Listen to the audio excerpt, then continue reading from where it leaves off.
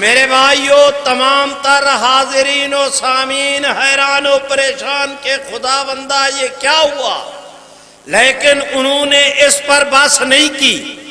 کلمہ طیبہ مکمل کرنے کے بعد اس جذبے کے ساتھ کلمہ شہادت پڑھا کہ عدالت کے در و دیوار بھی ہمیں حضور کی ختم نبوت کے ارد گرد رقص کرتے نظر آتے تھے۔ اس نے کہا، سامعین گرامی، حضور علیہ السلام آخری نبی ہیں، آپ کے بعد جو نبوت کا دعویٰ کرے ہم اس کو کافر سمجھتے ہیں۔ میرے بھائیوں، اس پر سارا حال پھر تالیوں سے گونج اٹھا۔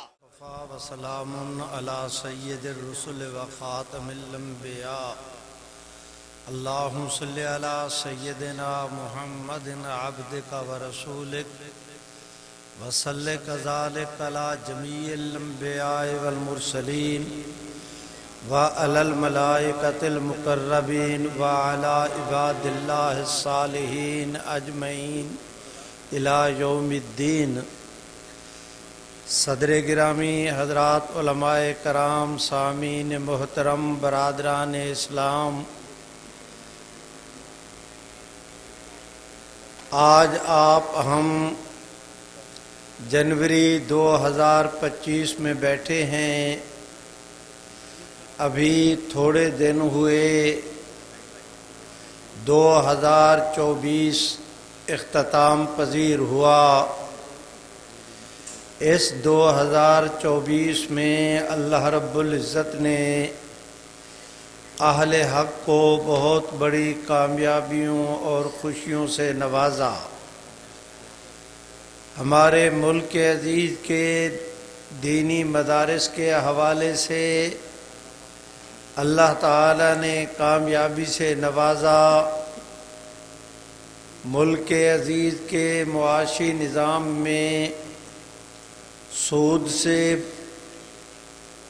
بچاؤ اور اسلامی مالیاتی نظام کے سلسلہ میں پیش رفت کے حوالے سے قانونی طور پر بہت ہی کامیابی ہوئی۔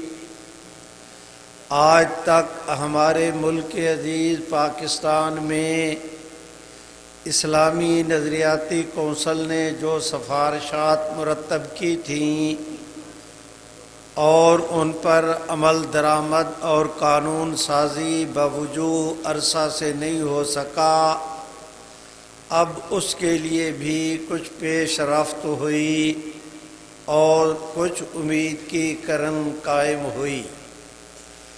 اسی طرح عقیدہ ختم نبوت کے تحفظ کے حوالے سے متعدد کامیابیوں سے اللہ رب العزت نے اہل اسلام کو نوازا۔ ہمارا دشمن شکست خوردہ ہوا، قدرت نے اہل اسلام کو فتح دی۔ آج کی مجلس میں میرے بھائیوں، جامعہ حمادیہ پنو عاقل کے سالانہ تبلیغی اصلاحی اس کانفرنس میں صرف ایک کامیابی سے متعلق میں چند گزارشات بہت ہی اختصار کے ساتھ آپ دوستوں کی خدمت میں عرض کرنا چاہتا ہوں۔ میرے بھائیوں، ہمارے اس خطہ میں پاکستان بننے سے پہلے جس وقت یہ متحدہ ہندوستان کہلاتا تھا، ملعون قادیان نے جھوٹے طور پر انگریز کے کہنے پر یہاں معاذ اللہ افتراء کرتے ہوئے نبوت کا دعویٰ کیا۔ ملعون قادیان کے مرنے کے بعد قادیانی جماعت کا پہلا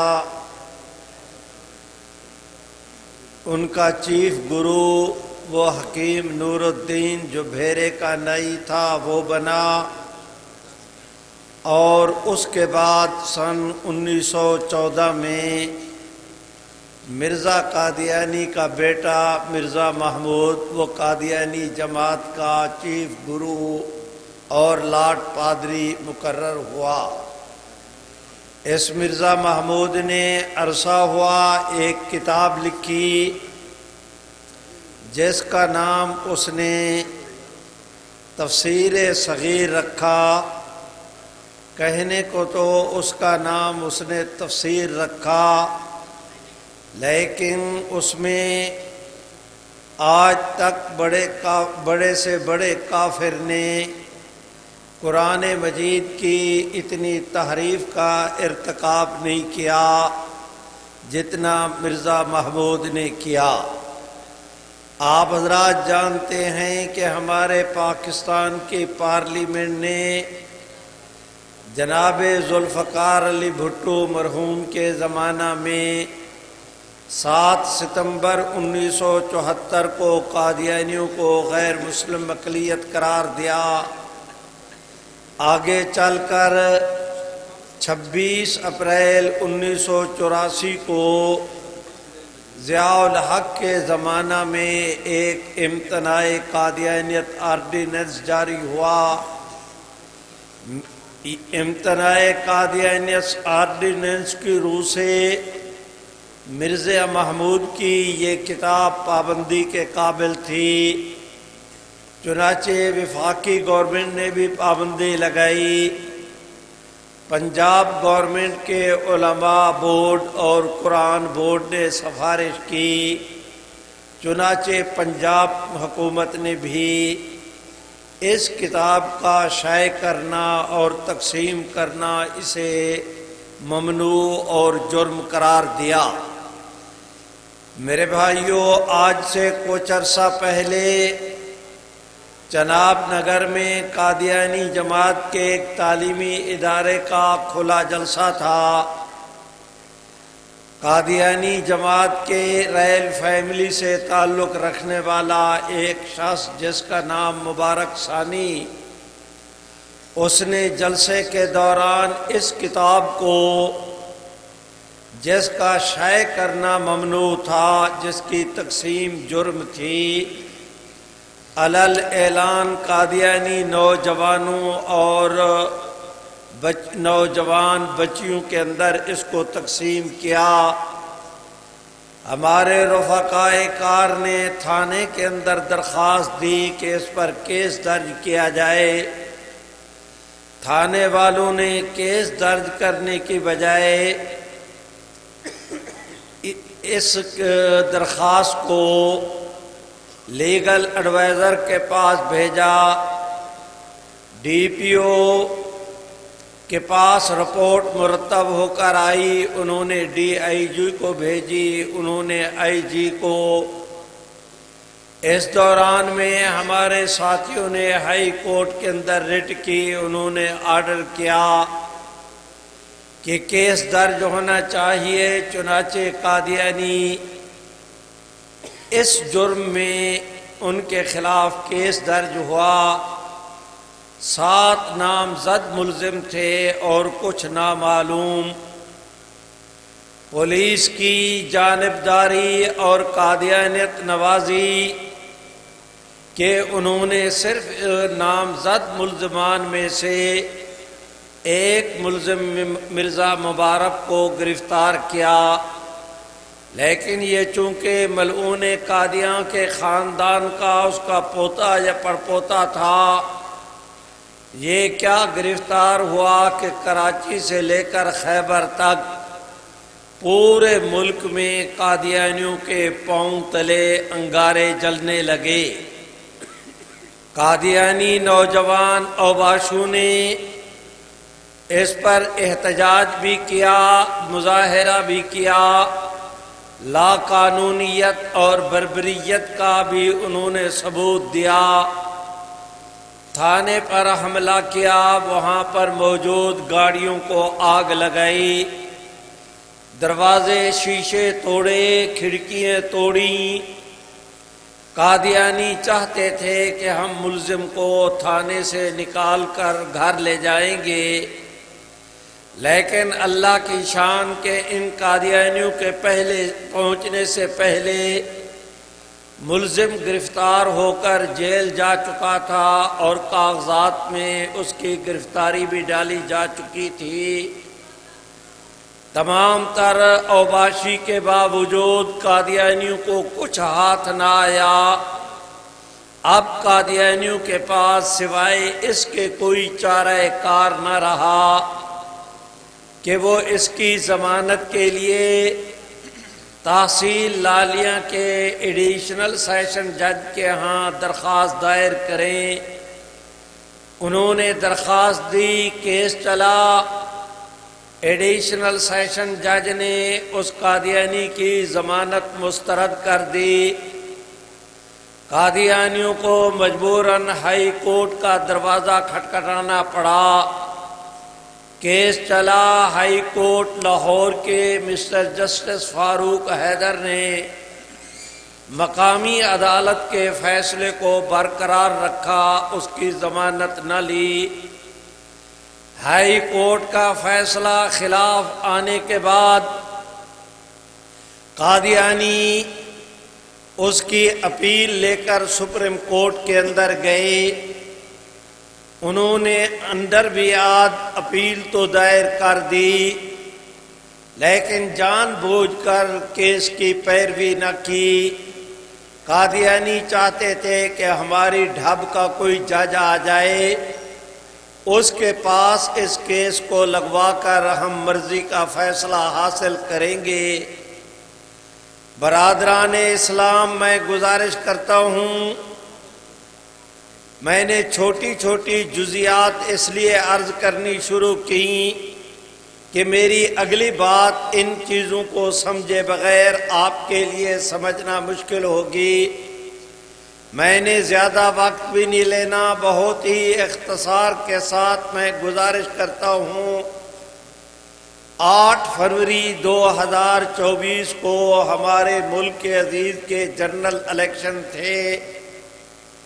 مرکز کے اندر پرائم منسٹر جناب کاکڑ صاحب تھے اور پنجاب کے اندر محسن نقوی۔ میرے بھائیوں، جنرل انتخابات سے صرف 2 دن پہلے 6 فروری کو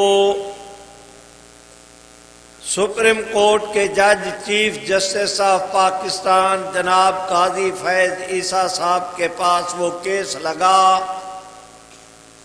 انہوں نے سماعت مکمل کرنے کے بعد فیصلہ دیا۔ ضمانت کا سیمپل سا کیس تھا، اگر ضمانت لے لیتے تو شاید ہم اس پر احتجاج نہ کرتے، اس لیے کہ ہمارے ملک میں قاتلوں کی بھی ضمانتیں ہو جاتی ہیں، اگر اس ملزم کی ہو گئی تو چلو۔ کیس تو آخر ٹرائل کورٹ کے اندر چلنا تھا، لیکن جناب چیف جسٹس صاحب نے صرف کیس کی اس ملزم کو کی ضمانت نہیں لی، بلکہ اسے بری قرار دیا اور کیس بھی ختم کر دیا۔ جو ملزم گرفتار نہیں ہوئے تھے ان کو بھی بری کر دیا۔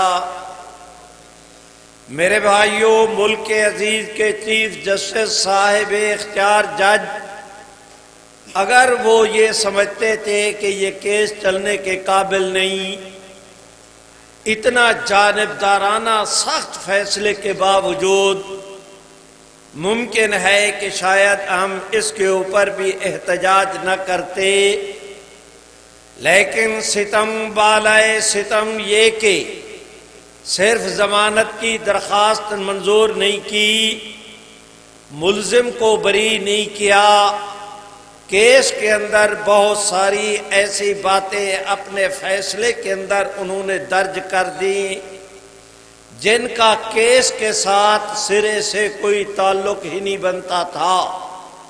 میرے بھائیوں، چیف جسٹس صاحب کے اس جانبدارانہ اقدام کے بعد ہمارے ملک کے عزیز کی دینی قیادت نے تو اس پر احتجاج کرنا تھا، لیکن اس سے کہیں زیادہ ہمارے ملک کے سارے ملک کے چاروں صوبوں کے آزاد قبائل کے district bar council, high court کی بار رومز، سپریم کورٹ کے بار رومز، ان سب حضرات نے بھی اس پر احتجاج کیا۔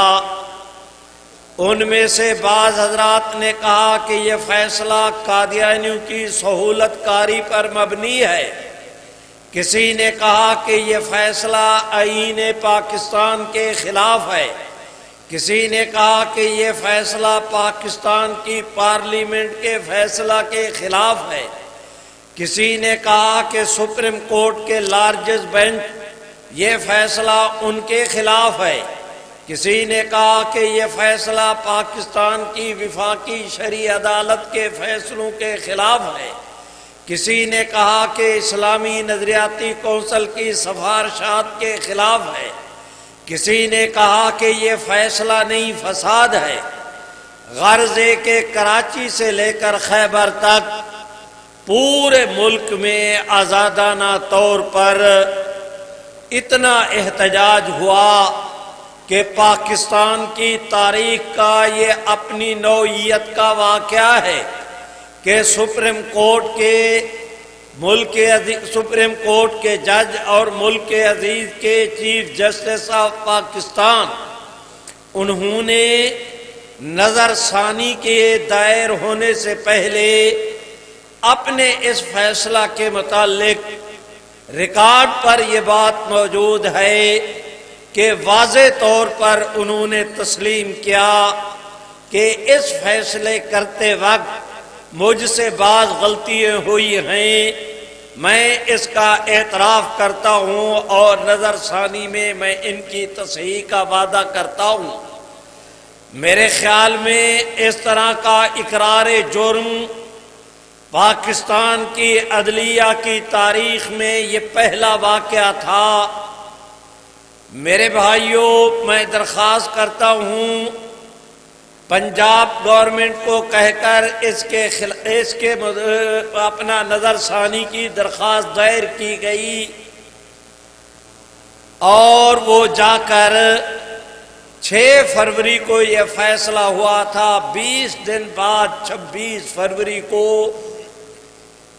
میرے بھائیوں اس نظر ثانی کی درخواست کی پہلی سماعت ہوئی۔ آج صرف اتنا فیصلہ ہونا تھا کہ یہ اتنی کارروائی ہونا تھی کہ یہ نظر ثانی کی درخواست یہ کیس سماعت کے قابل بھی ہے یا نہیں۔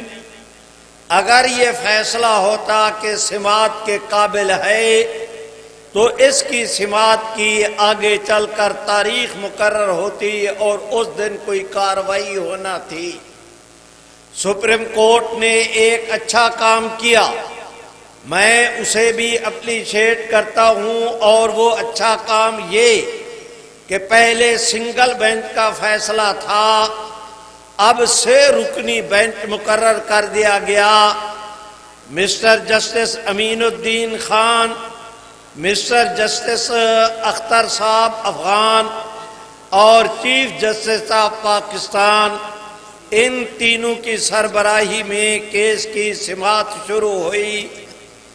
لیکن ہمارے تعجب کی انتہا نہ رہی کہ عدالت نے اس کی سماعت تو منظور کر لی، قابل سماعت بھی اس اپیل کو قرار دیا، لیکن انہوں نے اپنے آج کے آرڈر کے اندر یہ پاس کیا کہ 2 دیوبندی، 2 بریلوی، 2 شیعہ اہل حدیث اسلامی نظریاتی کونسل، غامدی صاحب کا ادارہ المورد اور ڈاکٹر اسرار صاحب کی قرآن اکیڈمی، یہ 10 ملک عزیز کے ادارے مل کر یہ رائے دیں کہ چیف جسٹس کا فیصلہ یہ صحیح ہے یا غلط۔ قرآن کی روشنی میں، سنت کی روشنی میں، قانون کی روشنی میں 10 مختلف الخیال اداروں سے رائے مانگی گئی۔ میرے بھائیوں، جب ان حضرات کا یہ آرڈر منظور ہوا، ہمارا ماتھا ٹھنکا کہ کہیں اگر جواب دیتے ہوئے سوال ایک ہے، جواب 10 ادارے لکھیں گے، اگر کسی کا کوئی لفظی اختلاف ہوا، کسی کا کوئی تعبیر کے اندر فرق ہوا، تو سپریم کورٹ یہ بہانہ نہ بنائے کہ علماء کے کندھے کو استعمال کر کے وہ اپنا فائر کریں کہ چونکہ علماء کا اختلاف ہے لہذا چیف جسٹس کے فیصلے کو برقرار رکھا جاتا ہے۔ میرے بھائیوں، بظاہر انہوں نے ہمارے راستے میں پہاڑ کھڑے کر دیے مشکلات کے۔ اس دن قائد جمعیت حضرت مولانا فضل الرحمان مد ظلہم کراچی کے اندر تھے۔ میں نے کراچی کی مجلس تحفظ ختم نبوت کے امیر مولانا اعجاز مصطفیٰ سے درخواست کی کہ آپ حضرت مولانا سے جا کر ملیں، کیس کی بابت ان سے عرض کریں کہ اگر یہ صورتحال ہے کراچی سے لے کر خیبر تک پورے ملک عزیز کی دینی قیادت کو، سربراہان کو، تمام مکاتب فکر کو جمع کر کے انہوں نے ہمارے راستے میں پہاڑ کھڑے کیے، ہمیں ان پہاڑوں کو کاٹ کر اپنے آگے سفر کو جاری رکھنے کا راستہ بنانا چاہیے۔ حضرت مولانا اعجاز مصطفیٰ مخدوم گرامی حضرت مولانا فضل الرحمان مد ظلہم کے پاس تشریف لے گئے۔ کیس کے بارے میں وہ ہم سے زیادہ پہلے بے فکر بھی تھے، باخبر بھی، میرے اپنا فکر مند بھی تھے اور باخبر بھی۔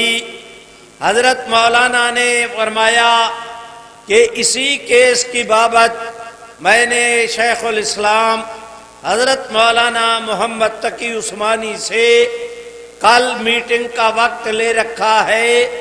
مولانا اعجاز مصطفیٰ سے فرمایا کہ آپ بھی آ جائیں، تینوں بیٹھ کر کل اس پر غور کرتے ہیں اور کوئی راستہ نکالتے ہیں۔ میرے بھائیوں، ہمارے ملک عزیز پاکستان میں اس وقت تو بہت سارے وفاق کام کر رہے ہیں۔ آج سے کچھ عرصہ پہلے صرف 5 وفاق تھے، ایک دیوبندی حضرات کا، ایک بریلوی حضرات کا، ایک شیعہ اور ایک اہل حدیث اور ایک جماعت اسلامی کا، 5 وفاق تھے۔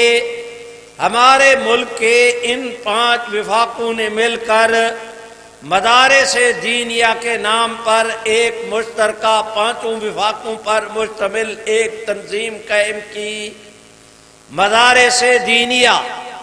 میرے بھائیوں، اس کے سربراہ حضرت مولانا سلیم اللہ خان صاحب مرحوم تھے اور آج کل اس کے سربراہ حضرت مولانا محمد تقی عثمانی۔ چنانچہ آج میٹنگ کے اندر طے ہوا کہ حضرت مولانا محمد تقی عثمانی مد ظلہم سپریم کورٹ کے آرڈر کی روشنی میں قرآن اور سنت پاکستان کے آئین کے نقطہ نظر سے سپریم کورٹ کے سوال کا جواب لکھے۔ یہی مدارس دیوبندی، بریلوی، اہل حدیث، شیعہ یہ اس کے اوپر دستخط کر دے تاکہ متفقہ طور پر ہم ایک دستاویز سپریم کورٹ کے اندر جمع کرائیں۔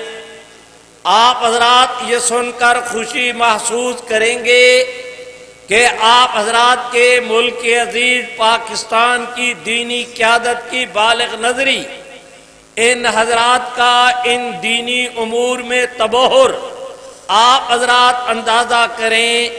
سپریم کورٹ اختلاف پیدا کر کے قادیانیوں کو فائدہ پہنچانا چاہتا تھا، اور آج کی میٹنگ میں ان اکابر علماء کرام نے ایسا راستہ اختیار کیا کہ حضور علیہ السلام کی پوری امت کو اکٹھا کر کے ایک سیسا پلائی دیوار کی طرح محمد عربی کی ختم نبوت کے ارد گرد یہ پہرے کی ایک دیوار کھڑی کر دی۔ شیخ الاسلام حضرت مولانا محمد تقی عثمانی انہوں نے 2 دن کے اندر جواب لکھا۔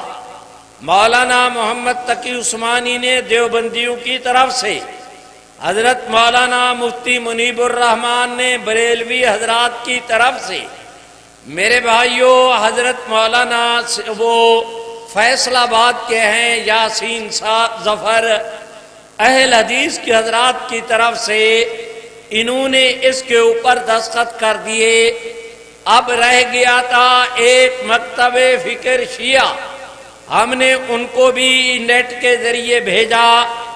ان حضرات نے کہا کہ اگر یہ کیس 1 دن ہمیں پہلے مل جاتا ہم اس کے اوپر دستخط کرنے کے لیے تیار تھے، چونکہ عروۃ الوثقیٰ جامعہ منتظر یہ شیعہ حضرات کے مدارس ہیں لاہور کے اندر، ان سے بھی سپریم کورٹ نے رائے مانگی تھی۔ انہوں نے کہا کہ کل سپریم کورٹ کا ہمیں ریمانڈر آیا اور ہم نے سپریم کورٹ کو کہا کہ ہم نے جواب لکھ رکھا ہے، دستخط کر کے 1 دن میں بھجواتے ہیں۔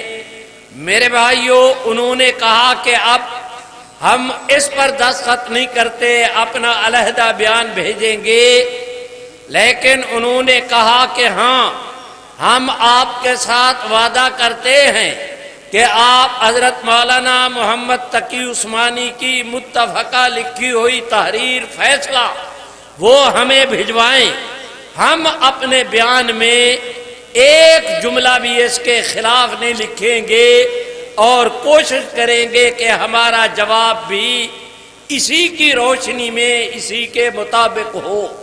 میرے بھائیوں ہماری مراد پوری ہو گئی۔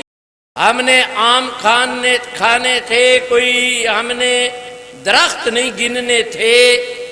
آپ دوست یہ سن کر خوشی محسوس کریں گے کہ ملک عزیز کے جن 10 اداروں سے سپریم کورٹ نے رائے مانگی تھی، غامدی تو ویسے ہی خائب و خاسر ہوا کہ اس سے امت نے انکار کر دیا کہ اس کے جواب کو ہم ماننے کے لیے تیار نہیں۔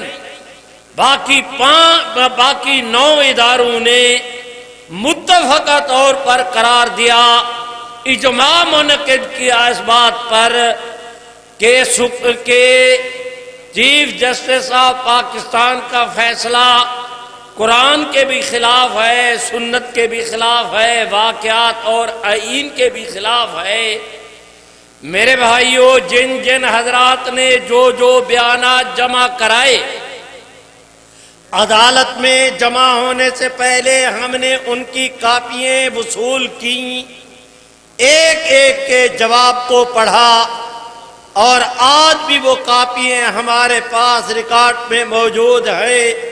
علل اعلان ڈنکے کی چوٹ پر ایک ذمہ دار سٹیج پر اعلان کرتے ہوئے میں خوشی محسوس کرتا ہوں کہ ان تمام تر جوابات کی روشنی میں ہمیں 100% یقین تھا کہ اب ان کے پاس بھاگنے کے لیے کوئی راستہ نہیں رہا، اور تمام تر کامیابی اللہ وہ حضور علیہ السلام کی امت کے حصے میں لکھیں گے۔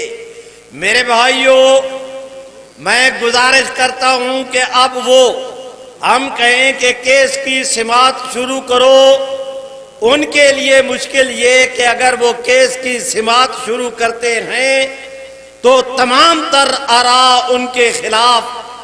میرے بھائیوں میں گزارش کرتا ہوں کہ مجلس تحفظ ختم نبوت نے اس کے لیے 2 APC لاہور کے اندر منعقد کی، ایک میں 120 اور ایک کے اندر 80 مختلف اداروں کے تمام مکاتب فکر کی شخصیات جمع ہوئیں، हमने सुप्रीम कोर्ट से मुतालबा किया कि आप केस की समाअत का आगाज करें।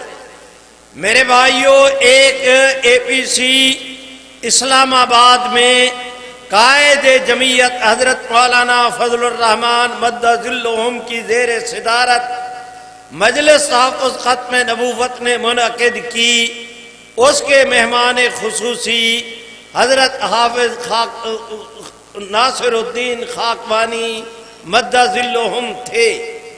मेरे भाइयों, 5000 पिंडी और इस्लामाबाद के उलमाए कराम का जानदार 5 घंटे मुजाहिरा सुप्रीम कोर्ट के बाहर मुनअक़िद करने का हमने एहतमाम किया कि सुप्रीम कोर्ट जल्दी इस केस की समाअत शुरू करे। मेरे भाइयों, मैं ख़त्म कर रहा हूँ, दरख्वास्त करता हूँ आप दोस्तों से, 29 मई को अल्लाह का नाम लेकर उन्होंने केस की समाअत शुरू की और हजरात आपके सामने रिपोर्टें पेश करे वाक़या बयान करेंगे तो वो जग बीती होगी। मैं आप बीती अर्ज कर रहा हूं कि मैं उस इजलास के अंदर मौजूद था।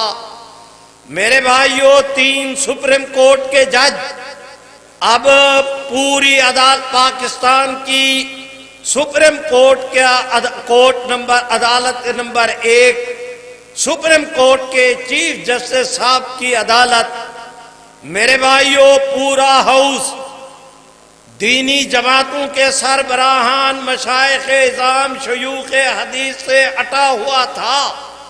मुल्क अजीज की कराची से लेकर खैबर तक पूरी कानून दान तबके की भरपूर उसके अंदर नुमाइंदगी थी। आज केस की समाअत शुरू हुई। मेरे भाइयों, कानूनी बहस थी, वकला बहस कर रहे थे कि ये फैसला सुप्रीम कोर्ट के फैसले के खिलाफ, ये फैसला पाकिस्तान के पार्लियामेंट के खिलाफ, ये फैसला आईन पाकिस्तान के खिलाफ, ये फैसला पाकिस्तान के क्रिमिनल कोर्ट के खिलाफ दलाइल दिए जा रहे थे।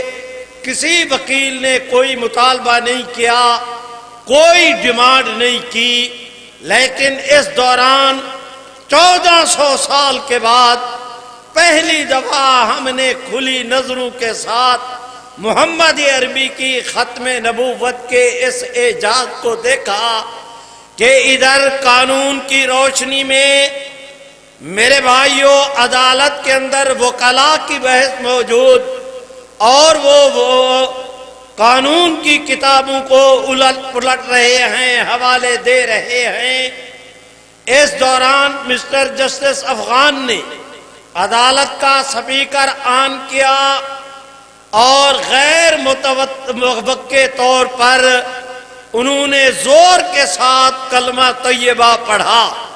जरा आप हजरात अंदाजा लगाएं, माहौल अदालत का गूंज नाम रहा है मोहम्मद अरबी का। अगर सुभान अल्लाह कहना है तो जोर के साथ तो कहें, ऐसे नहीं जिसको अल्लाह जितनी तौफीक दे उतनी बुलंद आवाज से। पूरी आपकी आवाज गूंजनी चाहिए और बुलंद आवाज से। मेरे भाइयों, तमाम तर हाजिरीन और सामीन हैरान और परेशान के खुदावंदा ये क्या हुआ, लेकिन उन्होंने इस पर बहस नहीं की। कलमा तैयबा मुकम्मल करने के बाद इस जज्बे के साथ कलमा शहादत पढ़ा कि अदालत के दरो दीवार भी हमें हुजूर की खत्म नबूवत के इर्द गिर्द रक्स करते नजर आते थे। मेरे भाइयों, मैं गुजारिश करता हूं आप दोस्तों की खिदमत में कि इस पर भी उन्होंने सब हैरान और परेशान गूंज रहा है हाल। कोई तालियां पीट रहे हैं, कोई नारे लगा रहे हैं, कोई अपने पांव के पंजू पे खड़ा है, कोई एड़ियों पर खड़ा है, कोई अपना सर उठाए हुए, सारे हैरान और परेशान। अदालत के अंदर एक अजीब माहौल, लेकिन उसने کلمہ طیبہ کلمہ شہادت پر بس نہیں کی، بلکہ زور کے ساتھ کہا کہ حضرات میں آپ کے سامنے یہ جج نے کہا، سپریم کورٹ کے جج نے عدالت میں کیس کی، سبحان اللہ تو کہو، کیس کی سماعت کے دوران میں کہا کہ سامعین گرامی، حضور علیہ السلام، سبحان اللہ، زور سے اس نے کہا سامعین گرامی، حضور علیہ السلام آخری نبی ہیں، آپ کے بعد جو نبوت کا دعویٰ کرے ہم اس کو کافر سمجھتے ہیں۔ میرے بھائیوں، اس پر سارا حال پھر تالیوں سے گونج اٹھا، ایک عجیب قسم کی فرحت اور پورا ماحول اس طرح کا کہ میں ہزار کوشش کروں اس کا منظر کشی آپ کے سامنے نہیں کر سکتا۔ ابھی میری طرف دیکھیں، اس کی یہ بات یہاں ختم نہیں ہوئی کہ اس نے اس طرح کر کے اپنا رخ پلٹا چیف جسٹس کی طرف، مسٹر جسٹس امین الدین خان کی طرف، دونوں کی طرف اشارہ کر کے کہا کہ حضور آخری نبی ہیں، آپ کے بعد جو نبوت کا دعویٰ کرے وہ کافر ہے۔ یہ صرف میرا عقیدہ نہیں، ان دونوں کا، اور بلند آواز سے، ان دونوں کا بھی یہ عقیدہ ہے۔ میرے بھائیوں، جب اس نے یہ کہا، اب چیف جسٹس آف پاکستان نے سپیکر آن کیا اور زور کے ساتھ اس نے کہا کہ ہاں یہ صحیح کہہ رہے ہیں، ہمارا بھی عقیدہ ہے کہ حضور آخری نبی ہیں، آپ کے بعد مرزا قادیانی جتنے جھوٹے مدعی نبوت ہیں وہ اور اس کے ماننے والے کافر ہیں۔ میرے بھائیوں، ان کا اعلان ختم نہیں ہوا کہ تیسرے جج نے یہی اعلان کیا۔ میں گزارش کرتا ہوں، آج کیس کی سماعت تو مکمل ہوئی لیکن فیصلہ محفوظ رکھ لیا گیا۔ 29 مئی گزری، مئی کا مہینہ گزرا، جون کا مہینہ گزرا، 24 جولائی کو جا کر گویا پونے 2 مہینے کے بعد انہوں نے فیصلہ دیا۔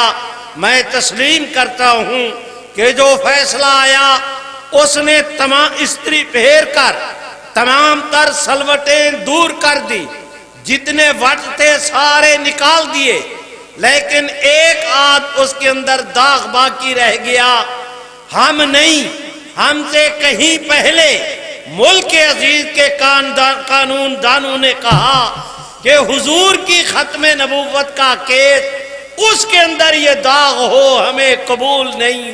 آپ بھی مل کے کہہ دیں کہ ہمیں قبول، زور سے کہو کہ ہمیں قبول۔ جس کو اللہ جتنی توفیق دے اتنی بلند آواز سے کہ یہ قبول۔ اس پر اتنا احتجاج ہوا لیکن قانون ڈنڈا لے کر کھڑا ہو گیا۔ اس نے کہا کسی کیس پر ایک دفعہ نظر ثانی ہو سکتی ہے، وہ ہو چکی، اب دوسری دفعہ نظر ثانی نہیں ہو سکتی۔ اس کے جواب میں قانون والوں نے کہا ہمیں نہیں پتا کہ قانون کیا کہتا ہے، ہم یہ کہتے ہیں کہ جس نے یہ داغ لگایا ہے اس کا فرض ہے کہ وہ اس داغ کو صاف کرے۔ اب سپریم کورٹ نے قانون کو الٹنا پلٹنا شروع کیا۔ 1881 کا ایک فیصلہ تلاش کر لائے، اس میں لکھا تھا کہ اگر نظر ثانی کا کوئی فیصلہ غلط آ جائے اس پر اور نظر ثانی کی درخواست تو نہیں ہو سکتی، لیکن اگر وفاقی گورنمنٹ چاہے درخواست دے کر سپریم کورٹ سے کہہ سکتی ہے کہ وہ اس غلطی کو درست کریں۔ چنانچہ اس کی بنیاد پر اب سپریم کورٹ سے گیند منتقل ہو گئی وفاقی گورنمنٹ کے ہاں۔ میرے بھائیوں، یا 1974 میں پاکستان کی پارلیمنٹ کے 2 مہینے تک اجلاس محمد عربی کی ختم نبوت کے عنوان پر منعقد ہوئے تھے، یا آج 50 سال کے بعد پہلی دفعہ ایسے ہوا، چشم فلک نے اس نظارے کو دیکھا، تاریخ نے اس کو اپنے سینے میں محفوظ کیا کہ 50 سال کے بعد موجودہ حکومت نے ایک اسپیشل سیشن منعقد کیا۔ میرے بھائیوں، پارلیمنٹ کا محمد عربی کی ختم نبوت کے حوالے سے مختلف رہنمایان نے پاکستان پیپلز پارٹی کے جناب عبدالقادر پٹیل، میرے بھائیوں مسلم لیگ کے جناب Hanif Abbasi, P T I کے اسی طرح جمعیت علماء اسلام کے ہمارے مخدوم حضرت مولانا عبدالغفور حیدری مدہ ذلہم نے اتنی دھواں دھار تقریریں کی۔ مجھے یاد ہے حضرت مولانا عبدالغفور حیدری نے وہاں پر سپریم کورٹ کے فیصلے سے متعلق پارلیمنٹ کے اندر گفتگو کرتے ہوئے کہا کہ اس فیصلے کو ہم جوتے کی نوک پر رکھتے ہیں۔ کسی نے کہا یہ فیصلہ نہیں، فساد ہے، کسی نے کہا یہ قادیانیوں کی ہمدردی پر مشترک ہے، کسی نے کہا کہ نئی قرارداد لائی جائے، کسی نے کہا قرارداد نہیں، نیا قانون بنایا جائے، کسی نے کہا نیا بل سامنے آنا چاہیے۔ میرے بھائیوں، کسی نے کہا کہ نہیں، یہ جو سپریم کورٹ نے فیصلہ دیا ان کے خلاف جوڈیشنل میں ریفرنس دائر ہونا چاہیے۔ غرض ہے کہ اتنا احتجاج ہوا، وفاقی گورنمنٹ نے سپریم کورٹ کے اندر، لو بھائیوں میرا بیان ختم ہوا، گزارش کرتا ہوں، سپریم کورٹ میں درخواست دائر کی، اس کا اجلاس منعقد ہوا۔ حضرت مولانا فضل الرحمان مدہ ذلہم اپنی زندگی میں پہلی دفعہ عدالت کے اندر تشریف لائے۔ حضرت مولانا محمد تقی عثمانی وہ اس دن استنبول کے اندر تھے، انہوں نے نیٹ کے ذریعے عدالت کے اندر، میرے بھائیوں، انہوں نے اپنا بیان ریکارڈ کرایا۔ بریلوی مکتب فکر کے ڈاکٹر ابو الخیر، میرے بھائیوں دوسرے وہ مفتی شیر محمد بحیرہ کے جامعہ غوثیہ کے، میرے بھائیوں میں گزارش کرتا ہوں، اللہ نے کرم کیا، پورا دن سپریم کورٹ میں رحمت عالم کی ختم نبوت کے حوالے سے کیس کی سماعت ہوتی رہی، اور آج صرف اتنا فیصلہ ہونا تھا کہ اس داغ کو کس طرح دور کیا جائے۔ میرے بھائیوں، اجمالی فیصلہ انہوں نے اس دن دے دیا، تفصیلی فیصلہ 10 اکتوبر کو جا کر ہوا۔ آج 10 اکتوبر کے بعد پہلی دفعہ میں آپ حضرات کے پنو عاقل میں حاضر ہوا، میں رپورٹ عرض کرتا ہوں۔ دوستو، جس وقت 10 اکتوبر کو سپریم کورٹ کا فیصلہ آیا، مشرق سے لے کر مغرب تک روئے زمین کی دنیا نے دیکھا کہ کفر ہار گیا ہے، اسلام جیت لیا ہے۔ میرے بھائیوں، میری گزارش ہے کہ 1974 میں قادیانیوں کے متعلق فیصلہ ہوا تھا، 50 سال پورے ہونے پر اس سال 2024 میں 7 ستمبر کو اب لاہور میں گولڈن جوبلی منائی گئی۔ لیکن سنو، اللہ کا کرم ہے کہ اللہ تعالیٰ نے ہمیں یہ اتنی عمر دی کہ 74 کی اس کاروائی میں بھی شریک ہوئے، جوبلی کو بھی ہم نے اپنی نظروں کے ساتھ دیکھا۔ یہ جو نوجوان قیادت میری سٹیج پر بیٹھی ہے، اللہ ان کو لمبی صحت والی زندگی دے۔ زندگی کا پتہ کوئی نہیں، لیکن مجھ مسکین کی یہ بات یاد رکھنا کہ ہم نے تو 50 سال بعد گولڈن جوبلی منائی ہے۔ ان حضرات کو آج سے 50 سال کے بعد، اس کامیابی کے بعد کسی جوبلی منانے کی ضرورت پیش نہیں آئے گی۔ انشاءاللہ یہ قیادت ہماری، یہ ہمارے نوجوان بھائی اور ساتھی، آپ دوست جو زندہ رہیں وہ دیکھیں گے کہ 50 سال کے بعد اس ملک میں انشاءاللہ ہم قادیانیت کے خاتمے کا جشن منائیں گے۔ اب آپ دوست نعرہ لگائے، میں آپ سے اجازت لوں، مل کے میرے ساتھ کہو، تاج و تخت ختم نبوت، تاج و تخت ختم نبوت۔